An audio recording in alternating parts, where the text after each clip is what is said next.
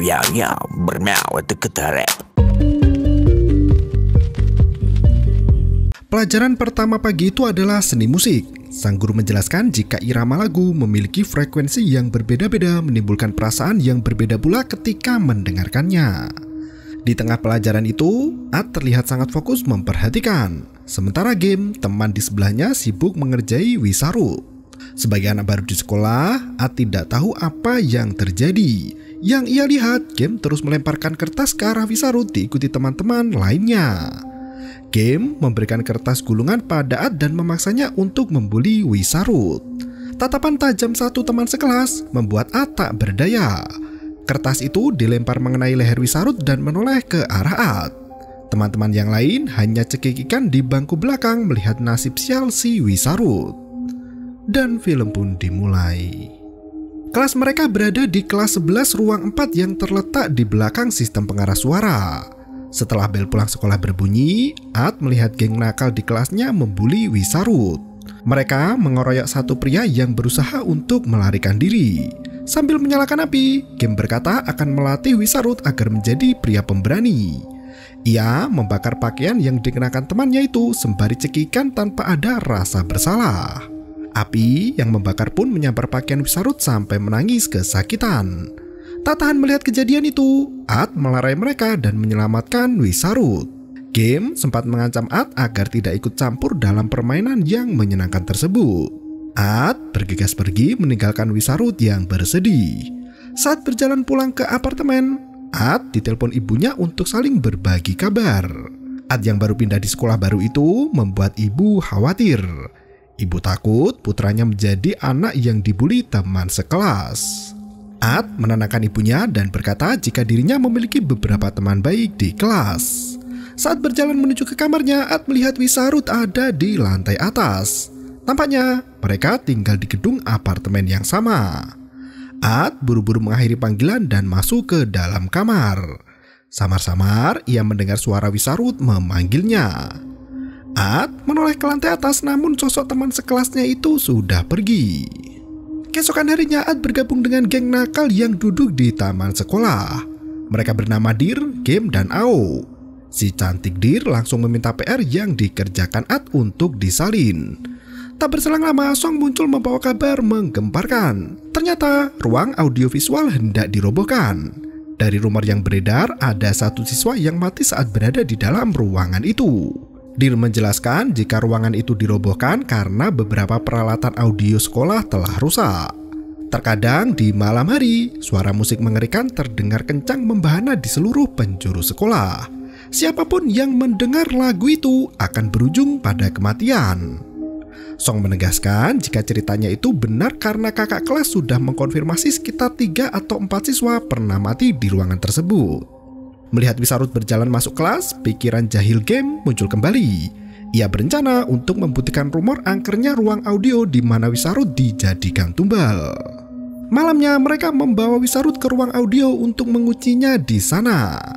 Dir menekan beberapa tombol alat audio yang tak bisa menyala. Ia semakin yakin jika alat sound system sekolah memang sudah rusak. Game iseng membuka lemari dan menemukan selo tua tersimpan di sana. Ia memainkan alat musik itu dan menggosoknya dengan alas kaki. Wisarut mencoba untuk melarikan diri namun dicegah oleh Song dan Ao. Wisarut berkata perbuatan nakal mereka akan mendapat ganjarannya. Game memaksa Wisarut yang ketakutan untuk melihat di sekitar ruang gelap. Wisarut yang ketakutan mulai menyerang dan melukai kepala Game. Ketua geng itu murka dan membenturkan kepala Wisarut ke meja audio. Tiba-tiba muncul irama mengerikan dari pengeras suara sekolah. Mereka kebingungan dari mana asal suara itu karena semua alat audio tak ada yang menyala. Game meninggalkan Wisarut dan menguncinya di ruang audio sendirian. Wisarut berteriak dari dalam meminta tolong untuk dibukakan pintu. Game memberi tantangan pada Wisarut untuk menginap semalaman di ruangan tersebut. Wisarut yang ketakutan sampai memecahkan kaca jendela pintu. Ad meminta Game untuk mengakhiri kejahilannya tersebut. Game justru melenggang pergi tanpa mempedulikan nasib Wisarut lagi. Melihat Ad hendak melenggang pergi, Wisarut berteriak memanggil namanya. Karena tak punya kunci, Ad memilih untuk pergi meninggalkan Wisarut. Sesampainya di apartemen, At teringat sumpah serapah Wisarut yang mengancamnya ingin membunuh mereka setelah berhasil keluar dari ruang audio. Seketika itu, radio di kamar At menyala dengan sendirinya dan melantunkan irama mengerikan. At mematikan radio itu namun tak bisa berhenti. Bahkan ketika kabel radio dicabut, irama itu masih terdengar. Pintu kamar At bergerak seolah hendak didobrak dari luar. Seketika itu, Wisarut muncul dalam kondisi berlumuran darah mengacungkan pisau tepat di depan wajahnya. At terbangun pagi itu dan bergegas pergi ke sekolah. Sesampainya di kelas, bangku Wisarut masih kosong. Sambil mengikuti pelajaran, At terus memikirkan bagaimana nasib Wisarut. Ia minta izin ke toilet untuk mengintip ke ruang audio. Sayangnya, tempat itu sudah dipagari di mana terdapat tulisan peringatan dilarang masuk. Ruang audio sudah siap untuk dibongkar, sementara keberadaan Wisarut belum diketahui berada di mana. At nekat menerobos masuk hingga dipergoki satpam sekolah. Pak Satpam langsung mengusir At dengan kasar, menasihatinya untuk segera kembali ke dalam kelas. Saat pembelajaran berjalan, tiba-tiba terdengar suara mengerikan yang berasal dari ruang audio. Guru yang mengajar terlihat ketakutan dan mengakhiri kelas mereka. Ia memaksa para siswa untuk segera pulang meninggalkan sekolah. Saat guru itu ngacir pergi, anak-anak berhamburan keluar kelas. At bersama geng game menuruni tangga sembari membicarakan nasib Wisarut. Seketika itu, terdengar suara dentuman dari ruang aula. Mereka mendekati pintu aula yang terus bergetar hingga tiba-tiba Song terpental keluar dalam kondisi penuh darah dan tak sadarkan diri. Mereka melaporkan kejadian itu pada guru yang masih bertugas. Tak berselang lama, polisi berdatangan ke sekolah untuk mengevakuasi jasad Song. Terlihat jelas luka lebam di bagian pundak serta ada gigitan di lehernya. Melihat siswa SMA belum pulang dan berkerumun di sekitar jasad Song, Pak Guru meminta mereka yang tidak berkepentingan untuk segera pulang. Polisi menyimpulkan kematian Song dikarenakan luka parah di leher yang menyebabkan patah tulang.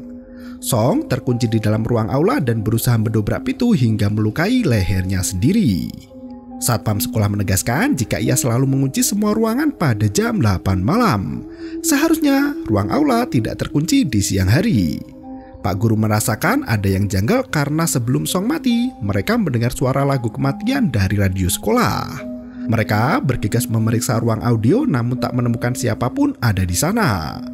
Sesampainya di apartemen, At mencari keberadaan Wisarut di lantai atas. Ia membuka kamar Wisarut yang seragamnya tergantung di depan kamar. Kondisi di dalam apartemen terlihat rapi dan bersih. At membuka lemari pakaian Wisarut dan mencari di bawah tempat tidur. Sayangnya Wisarut tak juga ketemu berada di mana. Hingga saat At masuk ke kamar mandi, ia melihat berbagai coretan umpatan di dinding keramik toilet itu. At yang ketakutan lari kembali ke kamarnya. Pagi harinya, kepala sekolah mengumumkan anak-anak untuk mengungkapkan belasungkawa atas kematian Song. Semua murid mulai membicarakan rumor ruang audio yang memutar lagu kematian hingga merenggut satu nyawa. Pak Guru mengajak seluruh murid untuk menunjukkan rasa hormat pada siswa yang telah meninggal. Mereka berdiri sambil menundukkan kepala di lapangan selama 1 menit untuk berkabung. Lagu kematian kembali berbunyi, membuat para siswa panik mendengarnya. Pak Guru membubarkan barisan dan menyuruh anak-anak masuk ke dalam kelas. Keberadaan Wisarut yang masih misterius membuat At semakin khawatir. Di jam pulang sekolah, denting lagu kematian kembali membahana di seluruh penjuru sekolah. At lari memeriksa kondisi teman-temannya yang berpencar entah kemana. Ia bertemu dengan Game dan Dir yang baru saja mengerjakan PR, sementara Ao sibuk berlatih sepak bola, namun tiba-tiba Ao mengalami cedera. At, Game dan Dir berlari mendekati teman mereka itu, namun Ao telah tiada. Kepala siswa itu bolong setelah mengalami kecelakaan. Pagi harinya Dir membuat keributan karena dipaksa ayahnya untuk berangkat sekolah. Mereka semua mengenakan headphone agar tidak mendengar lagu kematian yang membahana. Semua kegiatan ekstrakurikuler pun dihentikan sementara hingga kondisi stabil kembali. Di depan ruang audio, Bu Gurnat bertengkar dengan Pak Kepala Sekolah. Guru itu menutup akses jalan ke ruang audio karena diyakini membawa kutukan kematian. Guru Nard berkata jika sekolah tidak boleh merobohkan ruang audio apapun yang terjadi. Kepala sekolah tetap pada pendiriannya untuk merobohkan ruang audio. Guru Nard justru berteriak bahwa semua orang akan mati untuk membayar dosa mereka masing-masing. Pak Kepala Sekolah sampai mengancam akan memecat Guru Nard. Wanita itu sama sekali tak gentar dan memilih untuk mengundurkan diri. Saat pelajaran di sekolah, beberapa siswa tak terlihat masuk sekolah. Saat Ad pergi ke toilet, lagu kematian kembali berdering dari pengeras suara di sekolah. Ad berlari untuk kembali ke kelas, namun semua siswa berjalan keluar kelas untuk pulang ke rumah. Mereka menolak mendengarkan lagu kematian itu dan buru-buru pergi agar tidak terkena kutukan. Game marah-marah pada kekasihnya Deer yang bertingkah paranoia. Deer berlari pergi dikejar oleh Game dan Ad. Gadis itu berhenti di depan lobi dan membenturkan kepalanya sendiri ke pintu hingga mengucurkan darah. Deer mati dengan kepalanya berlumuran darah. Malam harinya petugas mengevakuasi jasad Deer setelah melakukan penyelidikan. Game sangat murka dengan ruang audio itu dan mendobrak masuk ke sana. Game mencari cara untuk menghentikan kutukan itu. Ad berkata jika semua itu karena mereka membuli Wisarut. Ternyata, Game sudah membebaskan Wisarut di malam setelah semua teman-temannya pulang. Guru Nard sudah memberitahu semua rahasia sekolah tentang ruang audio itu. Ternyata siswa yang mati di ruang audio itu sempat disiksa oleh oknum guru yang tidak bertanggung jawab. Mereka memukuli siswa dengan alat musik selo hingga lebam di sekujur badan. Pergelangan tangan siswa itu berdarah hingga meninggoy. Guru Nard melihat semua itu namun tak berani bicara siapa pelakunya. Semua kutukan itu disebabkan oleh arwah siswa meninggal yang masih membawa dendam karena pelaku kejahatan itu masih berkeliaran bebas. Game semakin emosi dan menghancurkan selo tua itu. Tiba-tiba tubuh Game terjungkal ke depan hingga lehernya tertusuk kayu tajam. Ad terperangah melihat kejadian itu dan berlari keluar. Sayangnya pintu ruang audio terkunci dengan sendirinya. Ad mendengar suara selo di belakangnya yang ternyata arwah siswa itu bergentayangan memainkan alat musik favoritnya. Ad yang ketakutan membenturkan tubuh ke pintu hingga kepalanya berdarah. Ia meminta maaf pada sang arwah karena selama ini Ad tidak mempercayai mitos di sekolahnya. Tubuh Ad ditarik masuk ke ruang audio untuk dihabisi dan film pun berakhir. Arwah yang bersemayam di ruang audio merupakan korban pembulian yang terus membalaskan dendam. Guru di sekolah itu selalu menutupi peristiwa tersebut tanpa mencari apa penyebabnya. Mereka lebih memilih untuk merobohkan bangunan di mana hal itu bukan solusi. Sekolah terkesan membiarkan muridnya terluka dan dibully pada jam pelajaran. Meski tahu apa yang terjadi di kelas, semua guru memilih untuk tutup mata dan tak mau peduli. Hal itu membuat budaya bully semakin merebak hingga menewaskan banyak nyawa. Sang sutradara hendak mengingatkan penontonnya bahwa kejahatan akan menghasilkan kejahatan lain dan semakin bertambah. Sebagaimana juga kebaikan, jika terus dilakukan maka kebaikan itu akan mendulang kebaikan lainnya. Terima kasih dan sampai jumpa.